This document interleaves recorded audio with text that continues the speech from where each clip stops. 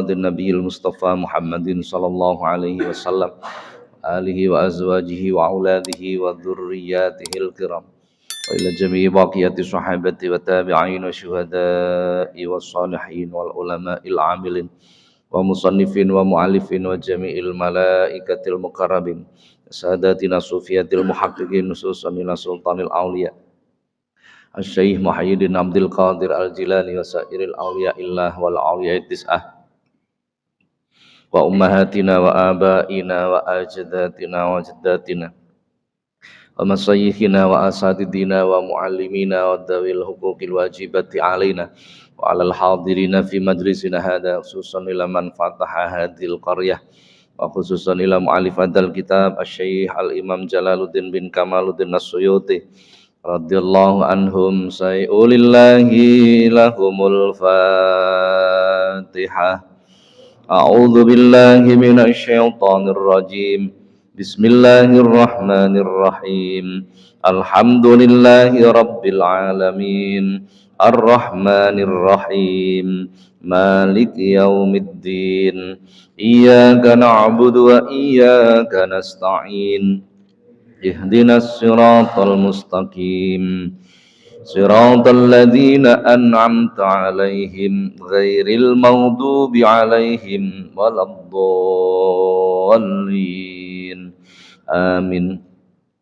Para jamaah, alhamdulillah sore hari ini kembali kita diperkenankan hadir di majelis yang penuh dengan keberkahan ini. Mudah-mudahan apa yang kita laksanakan dicatat oleh Allah sebagai amal soleh. Amin Allahumma amin. Baik para jamaah, kita lanjutkan kajian kita masih bab 9, betul. Menerangkan tentang keutamaan jamaah. Hadis nomor berapa itu? 8. 8 nomor 9.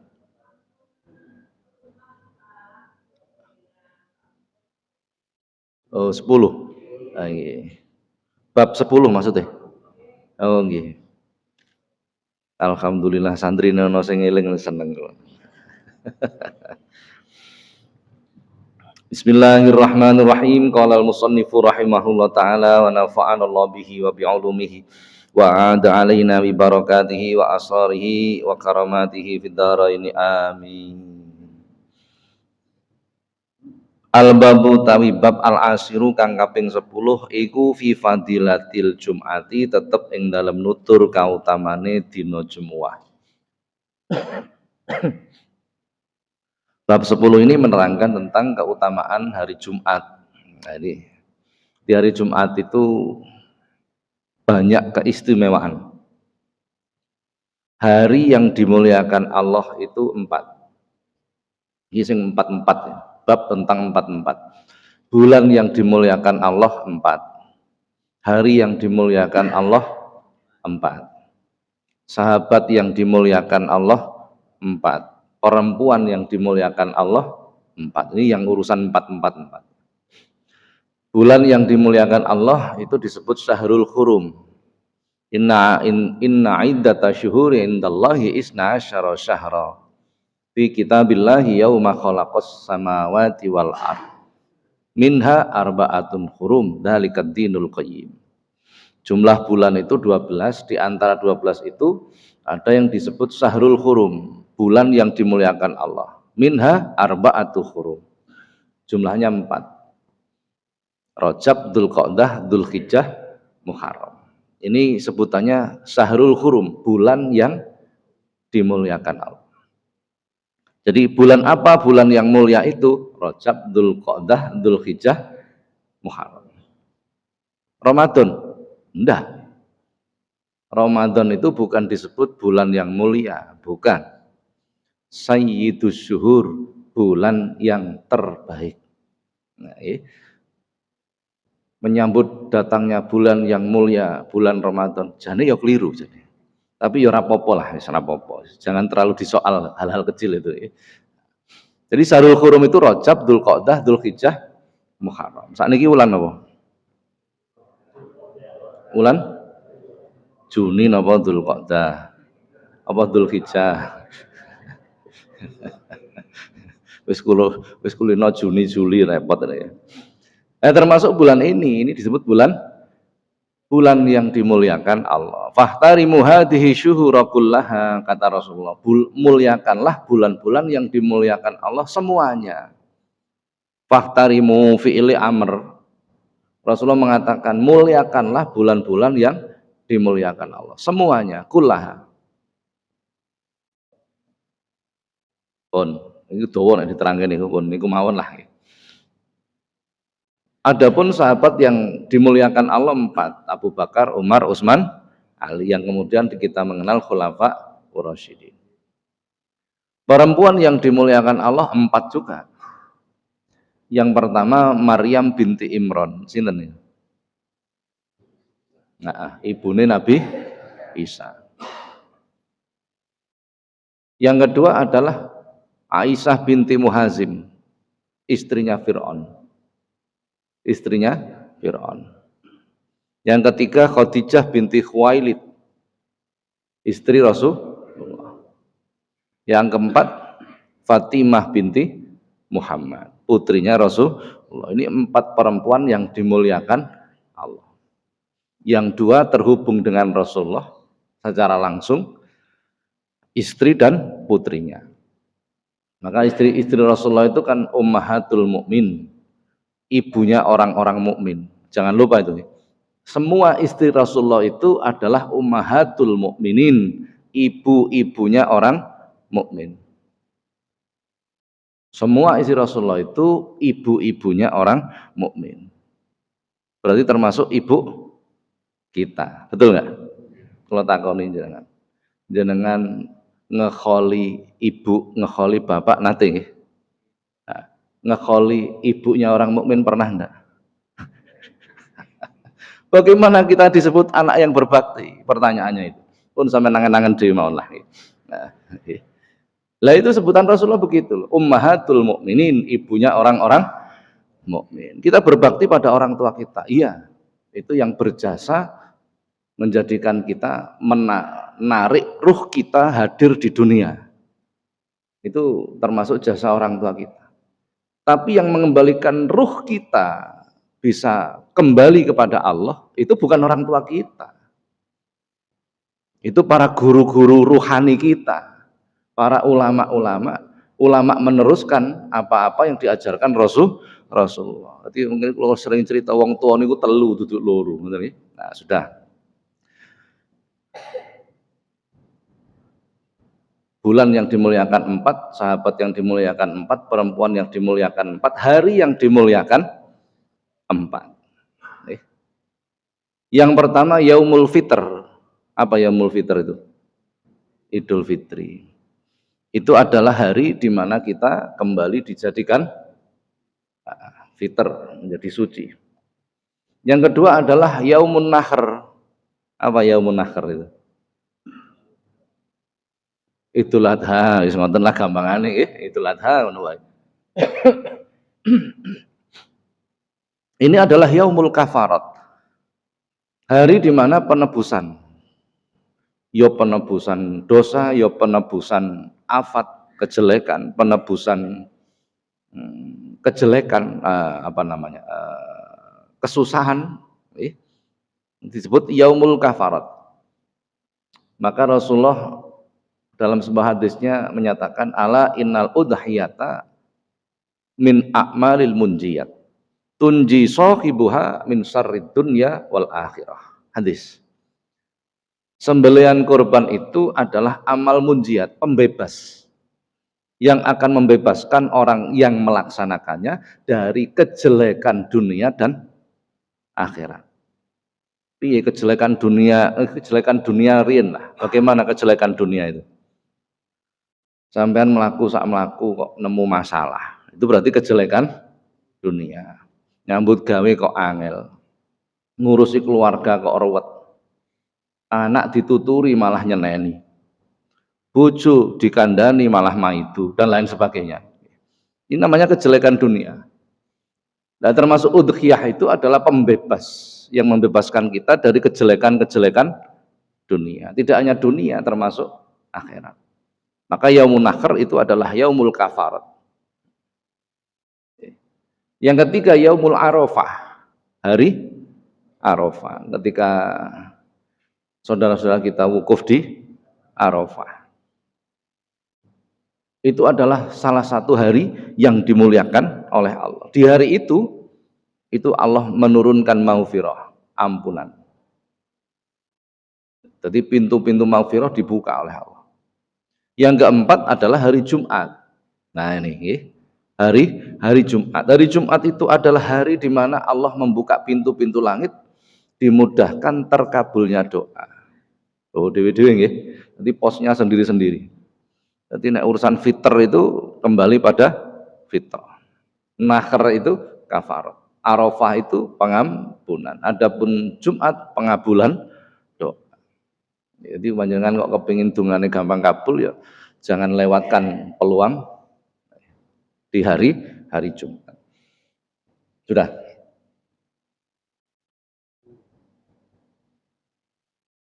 Hadis yang lain Rasulullah menyatakan lam tutoli usyamsu walam taghrub ala yaumin afdalu min yaumil jum'ah. Tidak ada hari yang lebih utama daripada hari Jumat. Jadi wis pol-pole dina nih. Dina Jumat. Nabi Adam diciptakan hari Jumat, kiamat nanti ya hari Jumat. Pahala dilipat gandakan juga hari Jumat. Khusus hari Jumat, neraka itu setiap hari dipanasi. Dinget, nah, cara bahasanya dinget lah, dipanasi. Lah apa jenenge? Nah, hari Jumat itu tidak dipanasi. Istimewa hari Jumat itu. Nah, hari Jumat orang dipanasi. Ini khusus hari Jumat. Sudah hadis yang pertama. Qala sallallahu alaihi wasallam dawuh Kanjeng Nabi sallallahu alaihi wasallam. Sayyidul ayami utawi gustine pira-pira dina iku yaumul jumuati dina semua.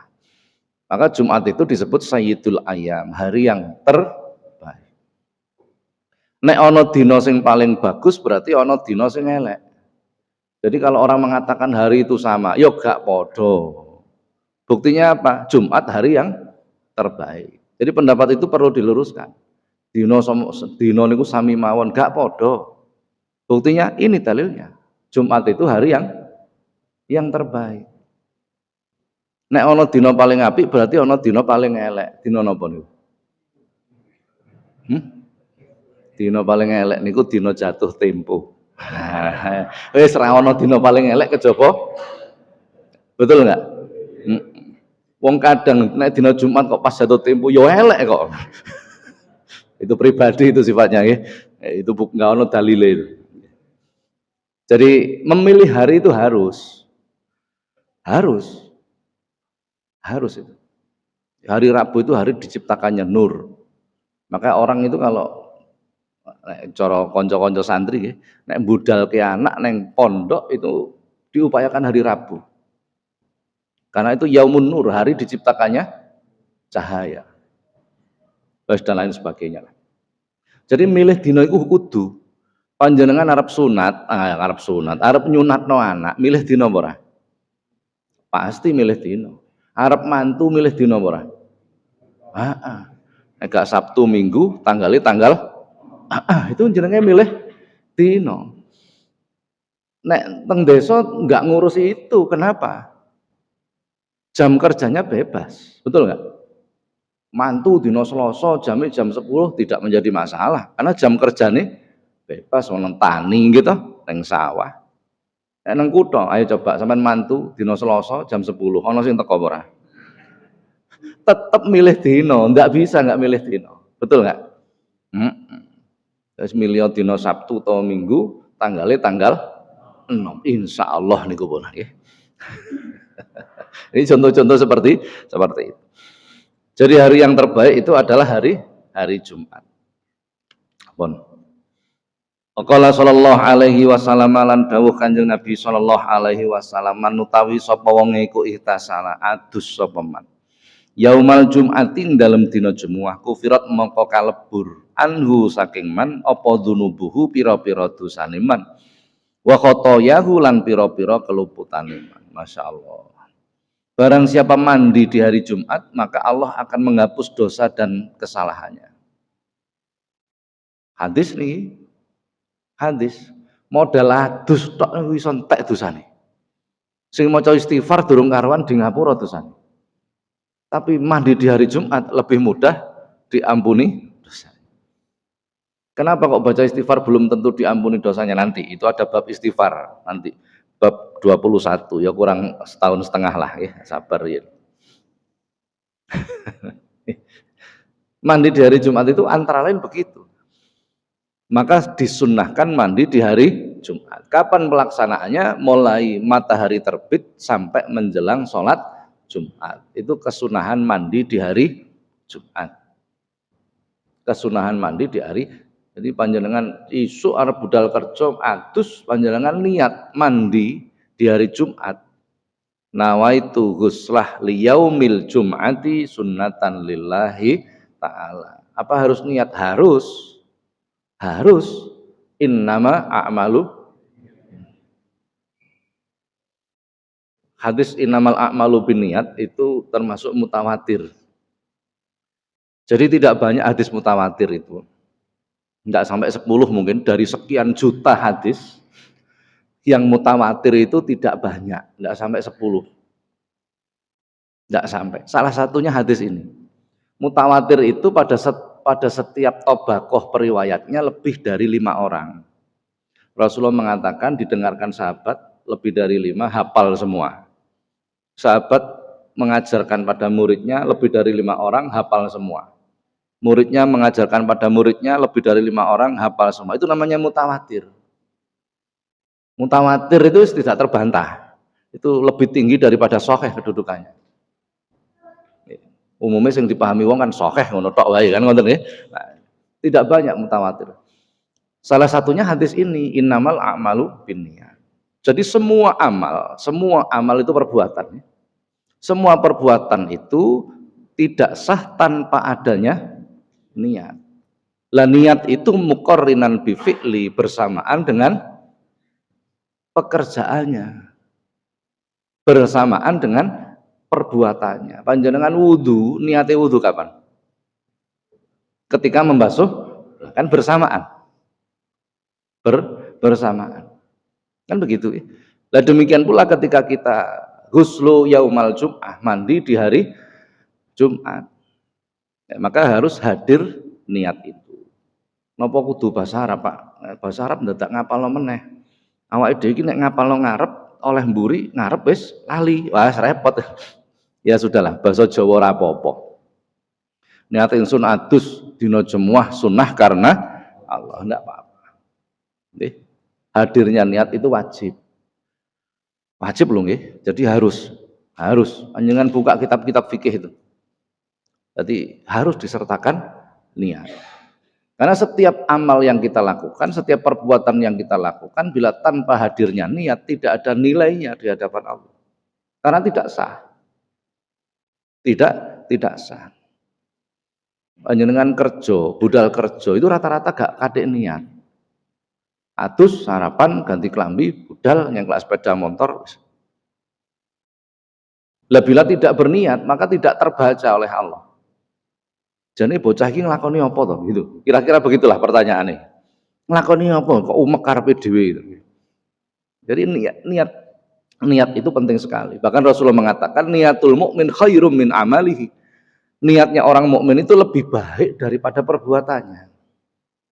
Kenapa? Ini banyak yang salah persepsi. Wong nek ngoten nggih cukup niat tok mawon Pak, ora usah nglakoni. Enggak begitu maksudnya. Akibat ngaji oleh separuh terus mulih ya ngono kuwi. Niatnya orang mukmin itu lebih baik daripada perbuatannya. Kenapa disebut begitu? Karena ketika berniat itu sudah terbaca oleh Allah, maka Allah memberikan pahala 1. Betul nggak? Ini berarti energi niat itu sudah langsung terdeteksi oleh Allah. Nah, urusan niat itu bukan pekerjaan mudah loh, betul itu. Satu perbuatan itu terkadang bisa mendapatkan pahala yang banyak. Contoh, panjenengan teko teng ngaji teng masjid niki wau.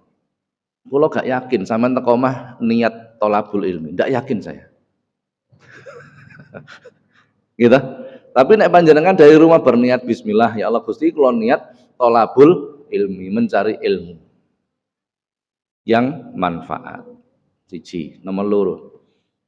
Panjenengan berangkat niat untuk meninggalkan kebodohan urusan agama, membebaskan diri dari kebodohan. Loro. Telu, mujalasatul ulama, hadir di majelisnya para ulama. Nek teko teng majelis ulama itu menjadikan hatinya hidup. Gitu, niat seperti itu. Yang keempat, niat syiar agama. Yang kelima, niat silaturahim ketemu konco-konco. Satu perbuatan mendapatkan 5 pahala. Satu perbuatan mendapatkan 5 pahala. Jadi bergantung niatnya. Bergantung pada niatnya tadi. Ono wong sing mbuantah. Gusti Allah lak nggih pirsa. Lho ya ngerti nek Gusti Allah itu pasti tahu, sing enggak ngerti kok awake dhewe. Wis diomongi dikongkon ngene-ngene kok ora manut lho iki lho itu.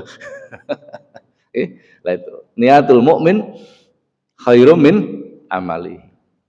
Seandainya kita berangkat kerja, kita niat bismillah nawaitu thalabul halal. Ya Allah Gusti kula niat pados rezeki sing halal. Langsung terdeteksi kan, terbaca oleh Allah. Karena langsung mendapatkan satu pahala. Maka Allah akan membuka pintu kemudahan mencari yang halal. Nek ana wong kangelan golek rezeki, golek sing haram bae angel lho Pak apa meneh sing. Karena gak tahu niat. Bisa jadi karena nggak pernah niat. Ya Allah Gusti kula niat pados rezeki sing halal kangge sangu ibadah. Walah insyaallah itu dimudahkan oleh Allah. Maka selama kita bekerja itu dicatat ibadah. Tidak lagi dicatat bekerja. 8 jam kita bekerja itu dicatat ibadah. Karena tujuan bekerja itu untuk sangune ibadah. Kamin amalin yatasawwaruna bi surati a'malid dunya summa yasiru bi husnin niyati min a'malil akhirah. Betapa banyak amal-amal itu mempunyai tanda-tanda amal dunia tetapi dilakukan dengan niat yang baik, maka amal itu dicatat amal akhirat. Hadis ini. Amal itu mempunyai tanda-tanda amal dunia. Contohnya nyambut gawe, golek duit. Tapi diniati dengan niat yang baik, maka dicatat oleh Allah sebagai amal akhirat. Wa kam min amalin yatasawwaruna bi surati amalil akhirah summa yasiru bi su'in niyati min amalil akhirah. Sebaliknya betapa banyak amal itu mempunyai tanda-tanda amal akhirat tetapi su'in niatnya jelek, maka dicatat oleh Allah amal dunia. Contohnya apa? Salat. Salat itu amal dunia apa akhirat? Tanda-tandanya amal akhirat. Tapi ketika dia salat kepingin didelok uang, napa jenenge? Riya, kan begitu nggih? Kepingin dianggap wong sing ahli ibadah, maka tidak ada itu nilainya di akhirat. Tidak ada, dicatat sebagai amal dunia. Hadis ini. Jadi noto niat nih, masya Allah, betul sulit sekali. Nah, saat ini kita kembangkan. Panjenengan naik korban niatin apa? Mumpung dilungkas korban. Ojo-ojo gak tahu niat sampean. Wah kan berat ini gak tahu niat. Wis kadung entek duit akeh tibake. Gitu? Loh, hati-hati di sini. Jadi sebenarnya kalau kita koreksi betul, terlalu banyak yang harus kita perbaiki gitu. Terlalu banyak. Ampun, sedikit saya terangkan tentang korban. Sedikit mau. Kata Rasulullah, khiyaru ummati yudhahuna wa siraru ummati la yudhahuna. Sebaik-baik umatku adalah mereka yang mau berkorban. Sejelek-jelek umatku adalah mereka yang tidak mau berkorban. Kalau korban, Pak, korban apa we? Korban perasaan. Oh, gak ngono maksudnya, ya mbeleh wedhus, mbeleh sapi nih lho. Jadi kalimat ini sudah dimaknai seperti itu, jangan dimaknai yang lain. Hadis yang lain. Rasulullah mengatakan, "Man kana lahu sa'atun falam yudhi falyamut insa'a yahudiyan au insa'an nasraniyan." Wah, niki keren nih. Bila kalian oleh Allah diberi kelapangan, kemudian kalian tidak mau berkorban, maka silahkan mati dalam keadaan Nasrani atau Yahudi. Berat betul? Berat sekali kalimat ini. Walaupun berkorban itu hukumnya sunnah, gitu. Sunnah, secara fikih sunnah, gak korban rapopo, tidak menjadi masalah. Tetapi tidak berakhlak. Lah dosa yang kaitannya dengan akhlak itu lebih besar. Lebih besar. Lo paringi contoh, panjenengan ngandani wong tuane dikandani. Seandainya wong tuane melaku salah dalan, wong tuane dikandani. Ngandani wong tua yang berjalan mlebu gang kliru gange, contohnya ngoten nggih. Terus diomongi. Itu kan melakukan kebaikan, ngandani wong tua, orang tua kita, bapak kita contohnya. Tapi nek ngandani karo nyentak-nyentak. Kira-kira bagaimana? Melakukan kebaikan tetapi tanpa hadirnya akhlak. Kira-kira bagaimana? Itu contohnya. Jadi agama itu yang utama itu akhlak. Ngalimo kaya ngopo, ahli ibadah kaya ngopo, bila dia tidak berakhlak, fala syari'ata lahu wala imana wala tauhida. Dia bukan orang yang bersyariat, dia bukan orang yang kategori imannya bagus, bahkan tauhidnya rusak. Akhlak itu nomor satu. Maka Rasulullah mengatakan ini, kok ono wong diparingi kejembaran rezeki ra gelem korban, silakan milih mati Nasrani apa Yahudi. Apa bahasanya itu? Mati dalam keadaan naudzubillah. Walaupun hukum korban itu sunnah. Kan nggih? Ya. Pun kita kembangkan lagi. Korban bagi satu keluarga yang mampu, ono bapak, ono mak, anake telu, mampu kabeh. Dalam satu keluarga ini hukumnya adalah sunnah kifayah. Sunnah kifayah. Apa sunnah kifayah nih? Nek fardu kifayah jenengan masih paham. Niki sunnah kitabnya I'anatul Thalibin. Jadi yang kami sampaikan ini bisa dilihat rujukannya. Ini yang dikatakan ilmiah itu seperti itu nih. Jadi gak angger ngomong. Sudah. Sunnah kifayah. Sunnah kifayah itu begini, bila dalam satu keluarga yang terdiri dari 5 orang, bapak, emak, anaknya telu, mampu kabeh, punya duit semua, satu saja sudah berkorban, maka yang 4 ini tidak berkorban, maka tidak terkena hukum makruh. Hadis tadi, nek duit-duit kok ora gelem korban, kowe mati wae, Nasrani apa Yahudi. Walaupun ini tidak menunjukkan haram, tapi menunjukkan makruh. Jadi kalau ono wong mampu ora gelem korban itu hukumnya makruh. Tapi dalam satu keluarga ada yang mewakili satu saja, maka yang lain ini terbebas dari hukum makruh. Ini yang dimaksud sunnah kifayah. Akhirnya banyak orang mengasumsikan satu keluarga cukup 1 ekor kambing. Itu salah. Salah. Jadi tidak begitu maksudnya. Jadi bukan 1 kambing untuk 5 orang, bukan. Tetap untuk 1 orang, tapi 4 orang ini terbebas dari hukum makruhnya karena tidak berkorban. Begitu maksudnya. Dan ya, bon, kitabnya I'anatul Thalibin, silahkan dibuka. Nek iso maca ora ana terjemahane. Gitu ya. Nah, bon. Jadi hukum pelaksanaan korban. Dalam kitab Fatawi diterangkan, bagi muddohi, siapa muddohi itu? Orang yang berkorban, itu disunahkan membeli hewan kurban, mentakyin hewan kurban. Mentakyin itu menetapkan niat. Menetapkan niat. Kemudian menyembelih hewan kurban.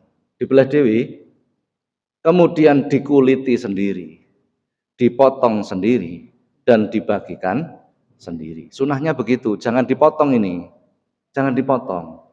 Akhirnya banyak orang yang salah paham, kurban di dekek masjid, wayah mbeleh dia ambil pisau, sunah aku mbelih dewi. Tidak hanya menyembelihnya yang sunah, nguliti, motong dan membagikan.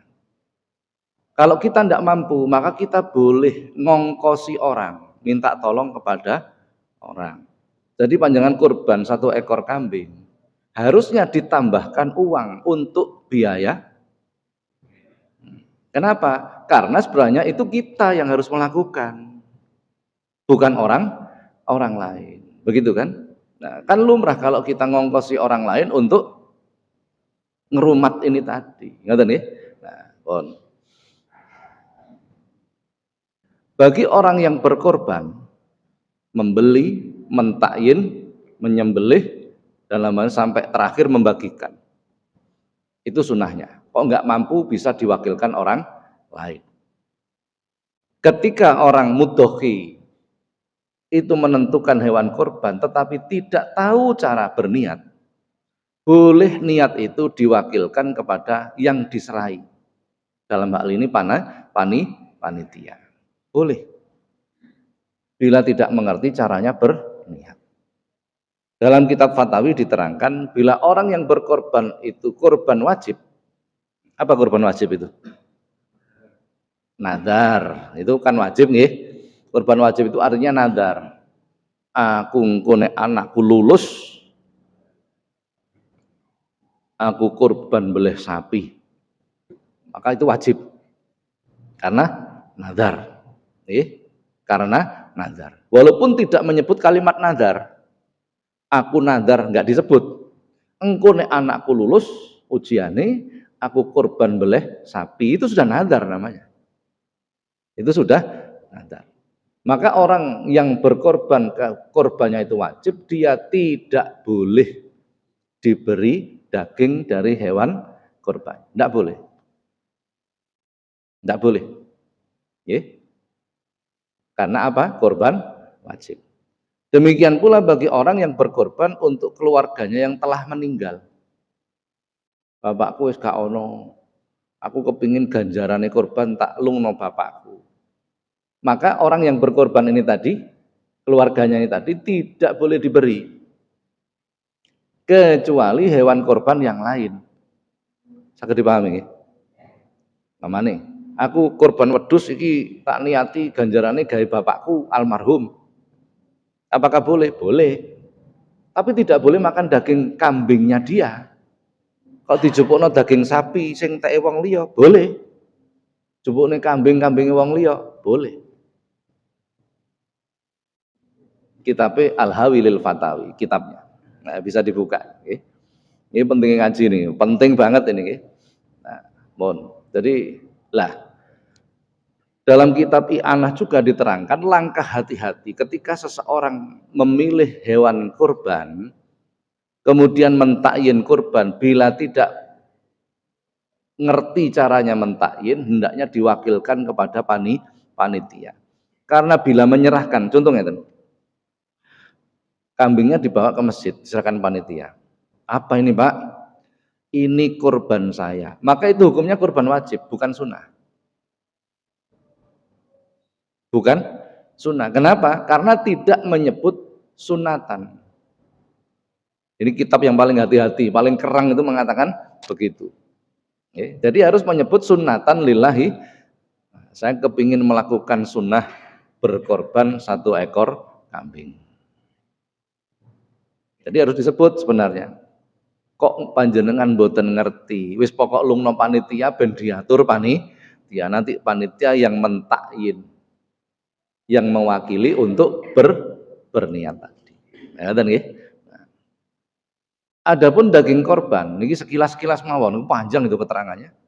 Daging korban itu bila diterima oleh fakir miskin, hukumnya tamlik. Tamlik itu dikuasai penuh. Pamane kula fakir miskin, teko musola oleh, teko masjid oleh, teko kono oleh, dapat banyak 5 kilo pamane. Kemudian saya ambil 1 kilo, saya jual, boleh. Karena hak milik saya secara penuh. Tapi kalau saya agnia, bukan orang fakir miskin, bukan du'afa, maka hukumnya adalah it'am.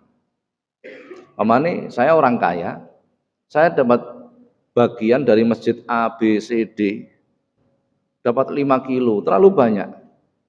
Ini saya jual tidak boleh, saya berikan ke orang lain dalam keadaan mentah juga tidak boleh.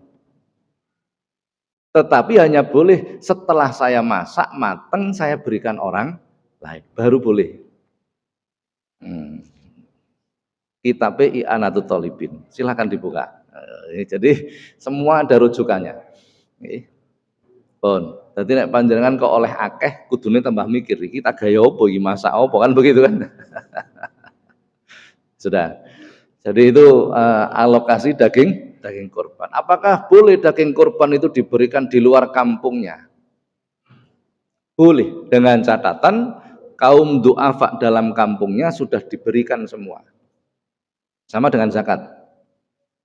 Apakah boleh itu diberikan pada orang di luar kampung? Boleh, dengan catatan fakir miskin di dalam kampungnya sudah diselesaikan. Nek perlu didobel-dobeli. Masih ada sisa, boleh dibawa keluar. Pun, ini sekilas tentang apa? Tentang kurban. Bagaimana hukumnya menjual kulit kurban? Semua bagian dari hewan kurban tidak boleh dijual kecuali telah diserahkan kepada fakir miskin. Sing dodol duduk panitia kan fakir miskin nih. Kalau panitia yang menjual tetap tidak boleh. Tetap tidak boleh. Itu nggih. Pun. Sampai sini barangkali ada pertanyaan? Silakan. Waalaikumsalam.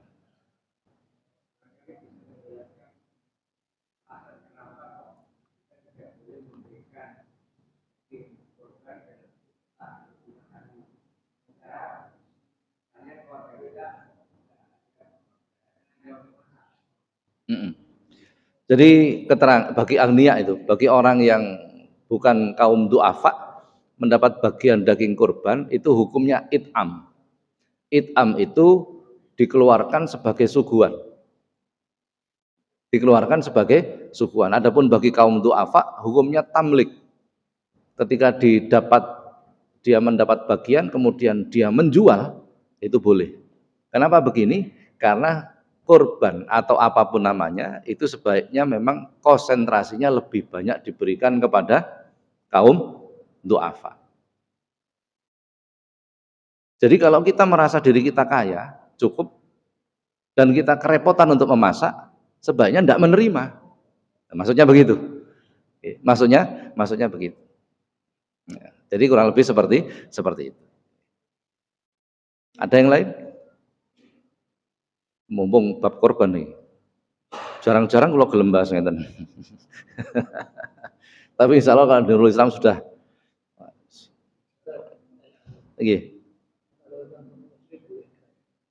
Apakah non muslim boleh diberi dagingnya? Boleh. Boleh. Yang berkorban, bila korbannya wajib, maka yang berkorban tidak boleh diberi dari hewan korbannya. Kalau diberi hewan korban orang lain, boleh. Adapun orang yang berkorban, maksimal yang boleh didapatkan adalah sulus, sepertiga, tidak boleh lebih dari sepertiga. Pamane wong pitu urunan sapi sitok, orang 7 ini maksimal itu boleh diberi sulus, sepertiga dari bagian sapi ini, itu maksimalnya, tidak boleh lebih. Sapi sitok dadine daging berapa kilo? Berapa kilo? 100 kilo lah kurang lebih nih. Nah, sulus sepertiganya berarti kurang lebih 30 kilo. 30 kilo dibagi 7 orang, nah, itu maksimalnya. Tidak boleh lebih dari itu. Dan sebaiknya tidak milih. Kacau nanti nak milih. Sapi sing kurban wong pitu nek milih sampil kabeh. Lah jebule sampile sapa? Wong sapi ku sampile mung papat kan begitu kan. Jadi sebaiknya tidak usah milih, itu namanya bikin konflik namanya kan ngoten nggih. Nah, wis manut apa jari panitia. Begitu. Ada yang lain mungkin? Oleh kesunahannya banyak sekali, nggih. Disunahkan tidak memecah tulang. Tapi tulang itu dipotong, angel iki nggih nek nglakoni niki nek sampean mbeles sapi sitok ya gampang, nek bali mbeles sapi 10 waduh sawen. Jadi kesunahan itu lakukan semampunya sajalah. Kalau dianggap tidak memungkinkan ya sudah ditinggalkan tidak masalah. Karena hukumnya darurat. Ada yang lain? Apakah boleh Pak berkorban dengan menyembelih kerbau? Boleh. Untuk kambing itu dalam bahasa Jawa disarati poel. Apa poel niku? Nah, tanggal giginya, Nah, itu yang termuda itu usia 6 bulan. Ada. Jadi beberapa kambing itu usia 6 bulan itu wis poel. Contoh etawa. Etawa itu 8 bulan wis hamil. Berarti sudah kategori dewasa. Untuk kambing kacang, nama kambing kacang? Itu disyaratkan usia 2 tahun. Khusus ini karena sak gede-gede nih kambing kacang, itu nasi setahun ya sih cilik. Maka disyaratkan usia 2 tahun. Untuk sapi disyaratkan 2 tahun. Onta 5 tahun. Gak mungkin lah jenengan boleh unta. Sapi paling tidak itu jadi usia. Sekarang takon. Apakah boleh Pak daging kurban yang telah diterima oleh orang yang diberi kemudian ternyata dimakan 4 bulan kemudian, apakah boleh? Boleh, ora apa-apa. Dipangan tahun ngarep ngenteni kurban ngarep ya ora apa-apa ya. Hadis diriwayatkan oleh Ibnu Umar. Jadi Rasulullah pernah mengatakan memakan daging kurban itu hendaknya tidak lebih dari 3 hari. Diriwayatkan oleh Abdullah bin Umar. Tapi hadis ini kemudian Rasulullah memansuh, menghapus. Beberapa saat kemudian, beberapa bulan kemudian, beberapa tahun kemudian Rasulullah mengeluarkan hadis yang berisi kemurahan. Wis panganan sak karepmu. Nah, begitu. Ini namanya dimansuh. Hadis ini dimansuh. Jadi hadis ada yang dimaksud dengan hadis, ada ayat Quran yang dimansuh dengan ayat, ada ayat Quran yang dimansuh dengan hadis dan lain sebagainya. Itu ada ilmunya sendiri. Pun, sampun nggih, insyaallah jenengan wis padha pahami lah. Engko nek ora paham bisa napa menghubungi orang-orang yang paham ngoten nggih. Ngaten mudah-mudahan manfaat. Al-Fatihah.